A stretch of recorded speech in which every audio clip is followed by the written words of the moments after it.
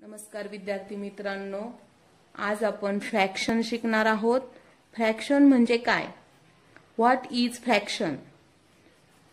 तर बघा, फ्रॅक्शन म्हणजे अपूर्णांक।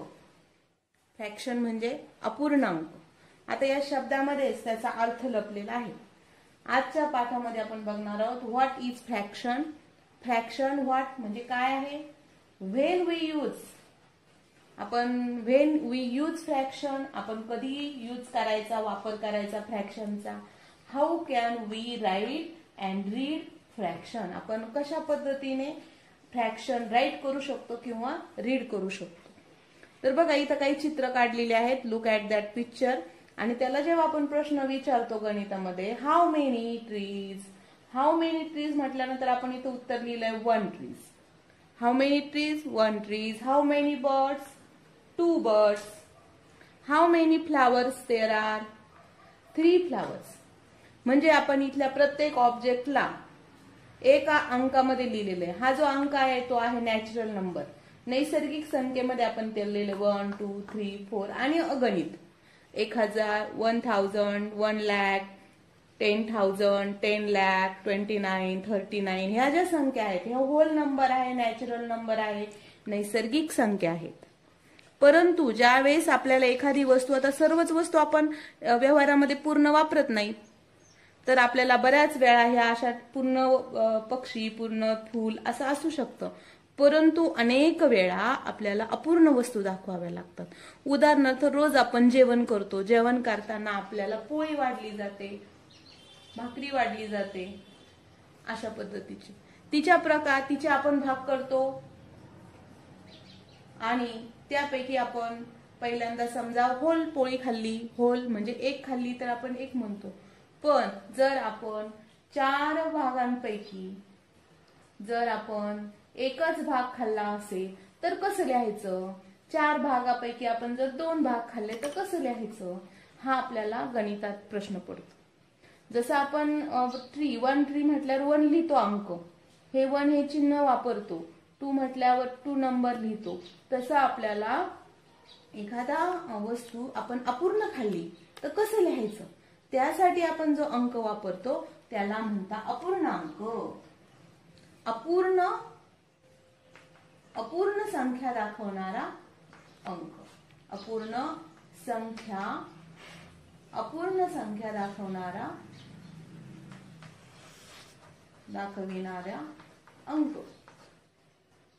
दाखविणारा अंक म्हणजे फ्रॅक्शन म्हणजे काय? तर जो अपूर्ण संख्या आहे ती दाखविणारा अंक म्हणजे फ्रॅक्शन। तर बघा, या पद्धतीने आपण आपल्या मातृभाषेत समजून घेतलं की कुठलाही फ्रॅक्शन हा कशासाठी वापरला जातो, तर अपूर्ण संख्या दाखवण्यासाठी वापरला जातो। मग आता समजा तुम्ही एका पूर्ण पोळीचे 4 भाग केले, तर अपूर्णांकामध्ये सर्वात महत्वाची गोष्ट असते न्यूमिनेटर आणि डिनोमिनेटर। ही जी रेष आहे, या रेषेच्या वरती जो अंक बसेल आणि खाली एक अंक बसेल। आता खालचा अंक कोणता असतो? तर बघा, जर तुम्ही ज्याचे जेवढे इक्विव्हॅलंट भाग केले, इक्विव्हॅलंट म्हणजे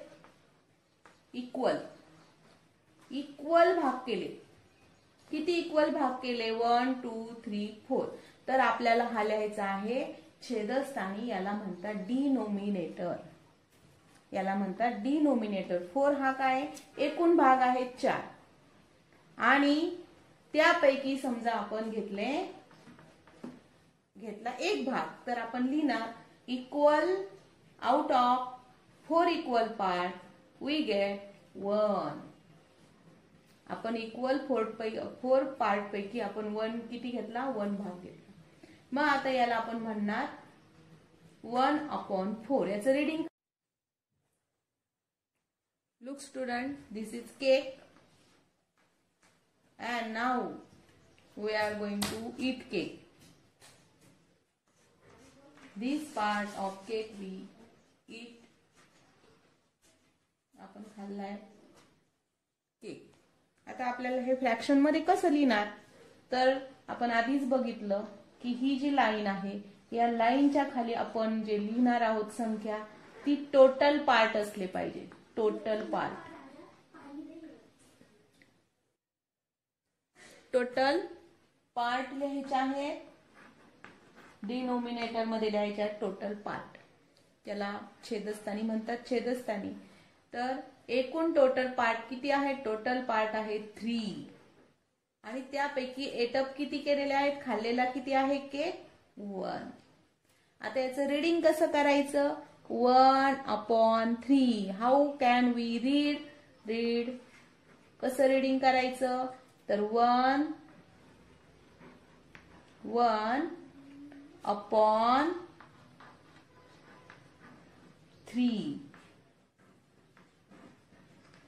गॉट इट. अजून आपल्याला कशा पद्धतीने वाचन करता येईल? 1 पार्ट, एक भाग, आउट ऑफ 3. 1 पार्ट, एक भाग, आउट ऑफ 3. बघा, फ्रॅक्शनचं वैशिष्ट्य असं आहे की आपल्याला अपूर्ण घेतलेली वस्तू सुद्धा आपल्याला त्या संख्येमध्ये लिहिता येते, त्यालाच आपण म्हणतो फ्रॅक्शन, अपूर्णांक. मित्रांनो, आपण ज्याप्रमाणे 1/3 असं याचं वाचन केलं त्याच पद्धतीने आपलं अजून एका वेगळ्या पद्धतीने आपण त्याचं वाचन करू शकतो. त्याचं जो अंशात आहे, जो या रेषेच्या जो वरती आहे त्याला म्हणतात न्यूमेरेटर आणि जो छेदात आहे त्याला म्हणतात, छेद आहे त्याला म्हणतात डिनोमिनेटर. वन्स अगेन, पुन्हा एकदा बघा, जो अंशात आहे याला अंश म्हणतात मराठीत, तर याला म्हणतात अंश आणि हा आहे छेद. तर बघा, हा 1 आहे न्यूमिरेटर आणि 3 आहे डिनोमिनेटर. वाचन करताना, लेखन करताना शब्दांचे जर छोटे भाग केले तर आपण अतिशय सोप्या पद्धतीने त्याचं स्पेलिंग सुद्धा पाठ करू शकतो. न्यूमेरेटर, डिनोमिनेटर आणि न्यूमिनेटर या पद्धतीने आपण त्याचं वाचन 1 इज न्यूमिनेटर, 3 इज डिनोमिनेटर. अजून कसं वाचन करू शकतो? 1/3. अजून कसं वाचन करू शकतो? 1 पार्ट. अजून कोणत्या प्रकारे वाचन करू शकतो? 1 part, out of 3 equal part. किती इक्वल पार्ट केले? 3 इक्वल पार्ट. या पद्धतीने 3-4 प्रकारे आपण वाचन करू शकतो आणि प्रत्येक प्रकारचं वाचन आपल्याला समजलंच पाहिजे. 1/3, 1 न्यूमिनेटर, 3 डिनोमिनेटर, 1 पार्ट, एक भाग, 1 पार्ट, आउट ऑफ, पैकी, किती पैकी? 3 इक्वल पार्ट. 3 इक्वल पार्ट पैकी 1 पार्ट. Got it? समजलं? Equal parts. 3 इक्वल पार्ट पैकी 1 part. Okay. Look at this picture. This is barfi, cake of barfi. बर्फीच्या या वड्या आहेत आणि आपल्याला प्रश्न विचारलेला आहे, how many parts ate up आणि हाऊ मेनी पार्ट्स रिमेन. आता बघा, आपण यामध्ये समजा आपण हे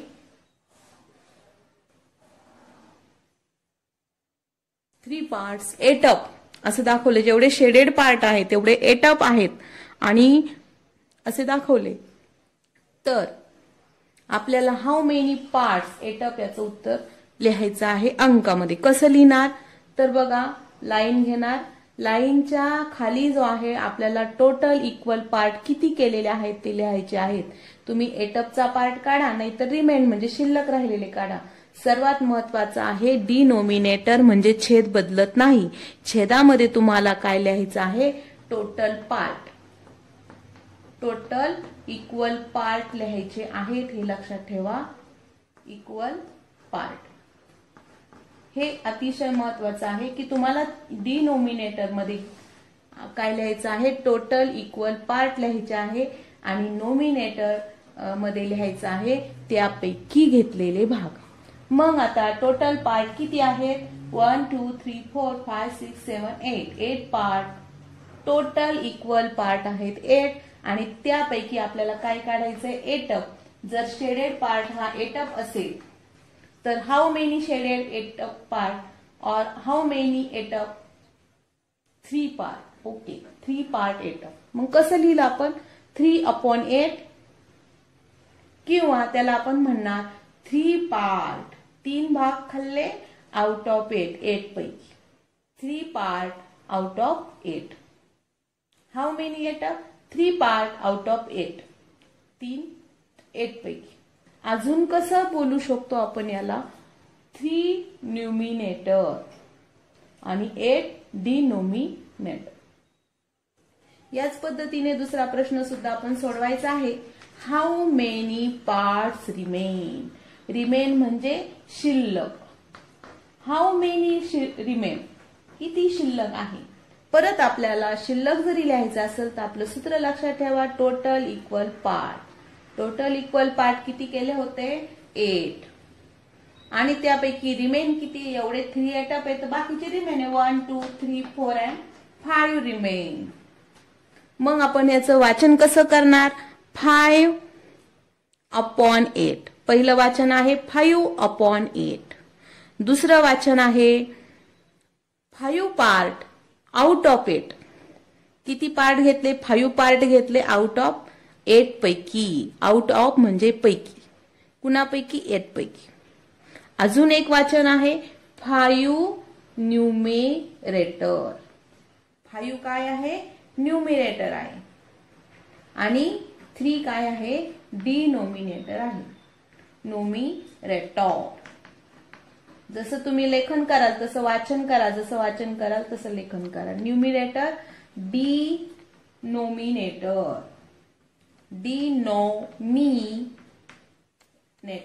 नेटर. ओके. मग 5 हा काय आहे न्यूमिनेटर आहे अंश आहे आणि 8 हा काय आहे डिनोमिनेटर आहे. ओके. बघा आता आपण एक फ्रॅक्शन लिहिलेला आहे. This is fraction. How can we read. कसं आपण त्याचं रीडिंग करू शकतो. रीडिंग आपण बघितलं 3 प्रकारे. आपण अजूनही अनेक प्रकार आहेत पण ते 3 महत्वाचे प्रकार आपण इम्पॉर्टंट घेणार आहोत. याचं रीडिंग आपण केलं 8/10. 8/10. अजून आपण याचं रीडिंग कसं करू शकतो 8 न्यूमिरेटर. 8 हा काय आहे न्यूमिरेटर आहे म्हणजे अंश आहे आणि 10 डिनोमिनेटर आहे. डिनोमिनेटर. अजून आपण याचं रीडिंग कसं करू शकतो 8 पार्ट्स.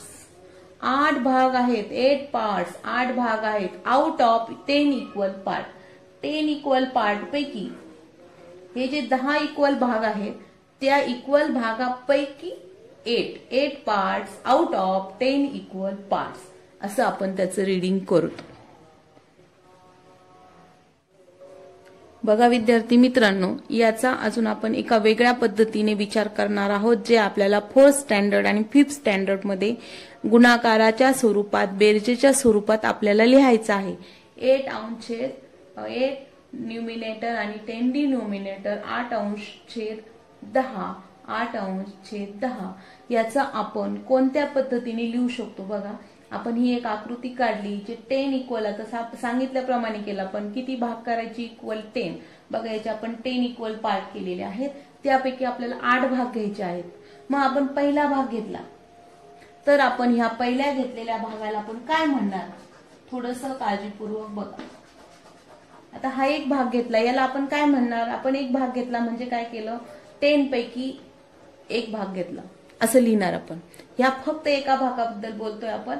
ह्या एका भागाला आपण काय म्हणणार 10 पैकी एक घेतला 1 पार्ट आउट ऑफ 10. आता आपण दुसरा भाग घेतला. आपल्याला किती भाग घ्यायचे 8 भाग घ्यायचे. बघा आपल्याला आपण हा दुसरा भाग घेतला त्याला आपण लिहिणार हा दुसरा भाग घेतला म्हणजे हा सुद्धा एकच घेतला एवढा म्हणजे हा 1 पार्ट घेतला 10 पैकी. असा आपण तिसरा भाग घेतला त्याला आपण लिहिलं 1 आउट ऑफ 10.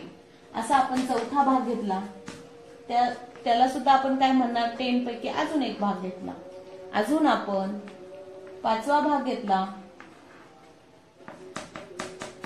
हा भाग घेतला तर आपण लिहिलं 10 out of 1 part out of 10.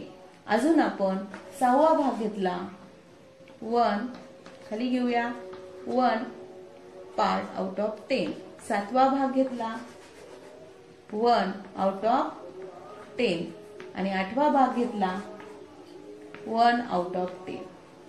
आता आपल्याकडे टोटल भाग किती झालेत बघा. आता आपल्याकडे 1 2 3 4 5 6 7 आणि 8 भाग झालेत. टोटल भाग झाले आहेत 8. किती पैकी? 10 पैकी. आता बघा ही लिहिण्याची पद्धत आहे बेरजेची. आपण 8 अंश 10 लिहितो म्हणजे 8 न्यूमिनेटर लिहितो 10 डिनोमिनेटर लिहितो. म्हणजे काय तर आपण एक भाग घेतो असे एक एक एक एक किती भाग घेतले समान 8 भाग घेतले. म्हणजे वरचे किती भाग आहेत 8 हे 10 समान भागापैकी 8. 10 इक्वल पार्ट तुम्हाला आता एकदम समोर दिसतात. 10 equal part. This is equal equal equal equal equal and equal. How many equal part? 8. आता हे झालं बेरजेच्या स्वरूपात. आता आपण हे गुणाकाराच्या स्वरूपात कसं लिहिणार ते बघूया. आपण एक भाग घेतला. किती घेतला एक भाग? 1/10. असे आपण किती भाग घेतले? 1 2 3 4 5 6 7 8 भाग घेतले. म्हणजे आपण एकूण भाग घेतले 8. आता आपण या क्रियेकडे जर नीट बघितलं 1 अंश 10 किती वेळा? 8 टाइम्स. किती वेळा घेतले? 8 टाइम्स घेतले. बरोबर. मग आपल्याला त्याचं उत्तर काय येईल? तर पुन्हा तेच. जर 1 अंश 10 1 अंश 10 1/10 1/10 आपण किती वेळा घेतलं? 8 वेळा घेतलं. तर आपलं उत्तर असणार आहे 8/10. 10 पैकी 8 भाग. म्हणजे बघा मित्रांनो आपण हे जे कॅल्क्युलेशन आहे 8/10 हे कॅल्क्युलेशन आपण बेरजेच्या स्वरूपात लिहिलं की आपण 1 अंश 10 1 अंश 10 1 अंश 10 असे किती भाग घेतले. प्रत्येक भागाचा हा 1 अंश 10 म्हणजे काय? हा एक भाग आहे. असे आपण किती भाग घेतले? प्रत्येक भागाची किंमत काय? 1 अंश 10 1 अंश 10 1 अंश 10 आहे. असे आपण किती घेतले पार्ट? 8 पार्ट घेतले. मग त्याची बेरीज आपण काय लिहिली? 8 अंश 10. 8 न्यूमिनेटर 10 डिनोमिनेटर म्हणजेच 8/10. त्यालाच आपण गुणाकाराच्या स्वरूपात लिहिलं. 1 अंश 10 आपण किती वेळा घेतले? 8 वेळा. 1 अंश 10 भाग आपण किती वेळा घेतले? 8 वेळा. त्याचा गुणाकार आपण लिहिला 8 अंश 10. समजलं? आता बघा आपल्याकडे अजून एक फ्रॅक्शन आहे 2/3. हे सुद्धा आपण बेरीज आणि गुणाकाराच्या स्वरूपात लिहिणार आहे. आता प्रथम आपण बेरजेच्या स्वरूपात याचं रूपांतर करूया. 2 पार्ट अपॉन 3. 2 पार्ट अपॉन 3 म्हणजे काय? सॉरी आउट ऑफ 3 म्हणजे काय? 2 भाग आउट ऑफ 3 पैकी 2 भाग. तर बघा आता इथं 3 भाग इक्वल केलेले आहेत. इक्वलच पाहिजे. 3 आपण छेदामध्ये लिहिलो. टोटल भाग आहे. टोटल इक्वल पार्ट केले 1 2 3. त्यापैकी किती भाग घेतले आपण? 2. हा एक भाग घेतला आणि हा एक भाग घेतला. ओके. आता बघा आपल्याला बेरजेच्या स्वरूपात याला कसं लिहिता येईल. तर बरोबर आहे. हा जो पार्ट आहे याचा फक्त जर तुम्ही विचार केला, फक्त हा भाग बघा, याचा विचार केला तर हा आहे 3 पैकी 1 भाग. 3 भागापैकी 3 इक्वल पार्ट पैकी 1 पार्ट 1/3. हा सुद्धा आहे 3 इक्वल पार्ट पैकी एकूण भाग आहे 3 आणि त्यापैकी आहे 1. म्हणजे आपल्याकडे हा एक पार्ट आहे, हा एक पार्ट आहे. टोटल पार्ट आपल्याला काढायचे असेल 1/3 प्लस 1/3. आता बघा टोटल भाग 6 होणार नाहीयेत. टोटल भाग हे 3च राहणार आहेत. बघितले आपण 3 पार्ट आणि अंशामध्ये मात्र जो आहे 1 पार्ट टोटल पार्ट झाले 2 पार्ट. हे झालं आपलं बेरजेच्या स्वरूपात लेखन. आता आपण गुणाकाराच्या स्वरूपात लेखन करूया. आता बघा ज्या अर्थी 1/3 हा एक भाग आहे. 1/2 3 हा दुसरा भाग आहे. 1/3 आणि 1/3 किती वेळा घेतले? तर लिहूया आपण 2 टाइम्स. 2 टाइम्स म्हणजे काय? 2 वेळा. 2 टाइम्स घेतले. मग आता 2 टाइम्स घेतले तर आपण याचा गुणाकार कसं लिहिणार? तर बघा गुणाकार लिहिताना एक गोष्ट महत्वाची लक्षात घ्या. जर हा 2 इथं असेल तर याला छेद नाहीये, म्हणजे हा अंश आहे. 2 हा काय आहे? अंश आहे, त्याला छेद नाही. छेद आपण 1 घेतला म्हणजे अंशाचाच गुणाकार करावा लागेल, म्हणजे 2 नी 1 ला गुणावं लागेल. 2 एक 2 1 जा 2 आणि छेद जसाची तसा, कारण त्याला गुणण्यासाठी फक्त कोणे 1 आहे किंवा नाही लिहिला तरी चालतो. म्हणजे आपला 1/3 किती वेळा घेतला? 2 टाइम्स घेतला आणि त्याचा गुणाकार काय आला? 2/3. 2/3. ओके. तर बघा, याची किंमत ही बेरजेच्या स्वरूपात आपण लिहिलेला आहे आणि हे आपण गुणाकाराच्या स्वरूपात लिहिलंय. 1/3 2 वेळा 2 टाइम घेतले, इथं फक्त इथं बेरीज केली आणि 1/3 2 टाइम घेतले आणि इथं गुणाकार केला. दोघांचाही अर्थ एकच आहे, परंतु हा आहे ऍडिशनच्या स्वरूपात आणि हा आहे मल्टिप्लिकेशनच्या स्वरूपात. ओके विद्यार्थी मित्रांनो, आपण या व्हिडिओमध्ये जे शिकलो त्यावरून आपण काही अभ्यास पूर्ण करायचा आहे. तर तो अभ्यास पुढे दिलेला आहे. इथे फ्रॅक्शन दिलेले आहेत आणि त्याचं रिडिंग दिलंय 2/3. पहिल्या याच्यात आपलं रिडिंग दिलंय 2/3 आणि दुसऱ्या याच्यामध्ये आपण रिडिंग दिलेलं आहे 2 न्यूमिनेटर आणि 3 डिनोमिनेटर. या पद्धतीने आपण याचं रिडिंग करायचं आहे आणि मग नंतर या कप्प्यांमध्ये आपण त्याचं रायटिंग करून पाठवायचं आहे. ओके. पुढच्या पार्टमध्ये आपण अपूर्णांकाचे ऍडिशन, अपूर्णांकाचे सबस्ट्रॅक्शन, अपूर्णांकाचं multiplication, greater than, smaller than आपण घेणार आहोत. पुढचा पार्ट नक्की बघा.